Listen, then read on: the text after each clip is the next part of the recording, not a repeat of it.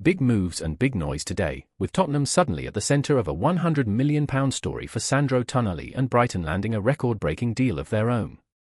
There's also Premier League interest building around Morgan Rogers, Bradley Barcola and Crysencio Summerville, while Brentford, Everton and Manchester United are all being linked to fresh options.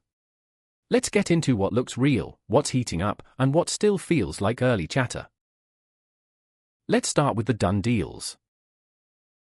This one is the headline grabber. Tottenham have, according to multiple outlets including ESPN, BBC Sport, The Guardian and Sky Sports, agreed a deal worth up to £100 million for Sandro Tonali from Newcastle United.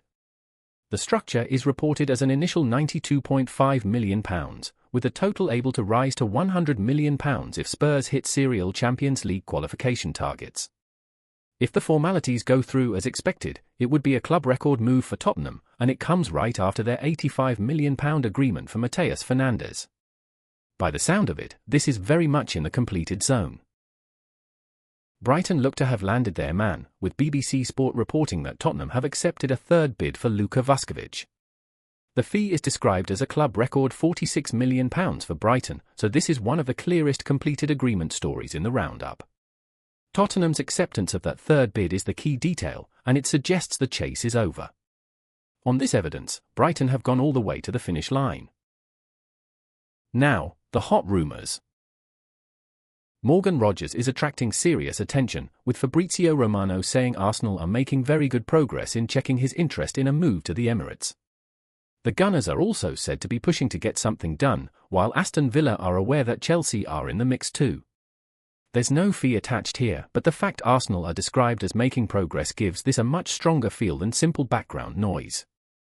Chelsea's interest keeps the picture lively, though Arsenal sound the most advanced right now. Brentford are in talks to sign Callum Wilson on a free transfer, according to The Athletic, after his contract expired with West Ham at the end of last season. The report is pretty straightforward, and the free transfer angle means there's no fee to debate. Because talks are already underway, this sits well above casual interest and into genuine negotiation territory. It's not done yet, but Brentford clearly have a live deal on the table.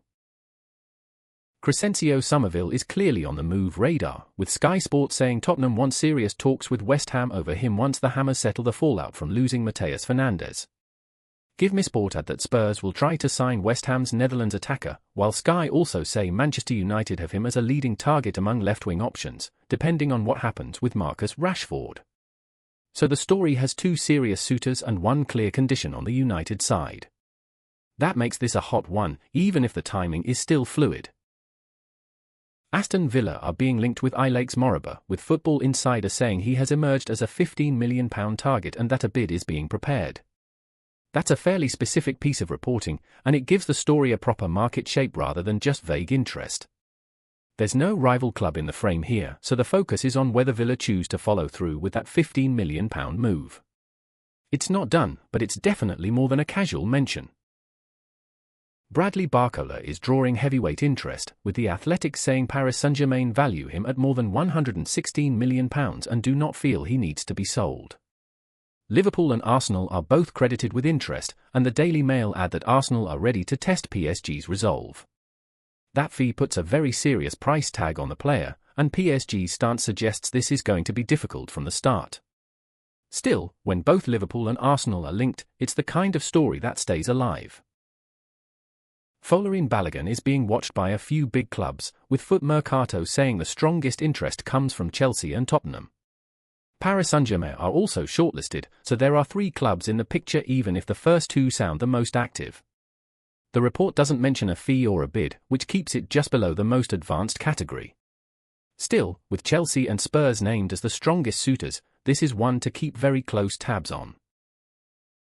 Curtis Jones is a messy one, with the Liverpool Echo saying he is reluctant to join Nottingham Forest and could end up staying at Liverpool. Inter are also part of the story, but they have decided he is too expensive and cannot meet the asking price. That means Forest have interest, Inter have stepped back, and Liverpool remain the most realistic outcome for now. When a player is reluctant and one bidder has already walked away, the deal picture usually gets a lot less advanced. And finally, the one still on the radar. Manchester City are being linked with Malo Gusto, but the report from Fabrizio Romano says they would rather look at other options than pay Chelsea's £75 million asking price. That keeps this firmly in the monitoring stage rather than anything advanced. Chelsea's valuation is clear, but City's stance suggests this is not a race that has really started yet. For now, it feels like a name on the board rather than a move moving. Manchester United have only discussed Tyler Adams internally so far, according to the BBC. That's an important distinction, because it means there's been no public bid, no formal talks and no indication of a deal progressing yet. The report simply places him on United's list as an idea worth considering. At this stage, it's pure radar work rather than a live transfer move. PAPE GUEYE is on Everton's list as they look for a possible replacement for Idrissa Gueye, according to Team Talk. Crystal Palace, Brighton and Sunderland could also rival the Toffees, which keeps the story open and spread across several clubs. The report also says Everton could move for Villarreal's PAPE GUEYE or Parma's Mandela Keita if Idrissa Gueye doesn't extend. That puts this firmly in the contingency and scouting stage rather than anything concrete. If you want this transfer noise sorted every day, make sure you're subscribed to The Signing Room. We'll be back tomorrow with the next round of deals, bids, and rumours.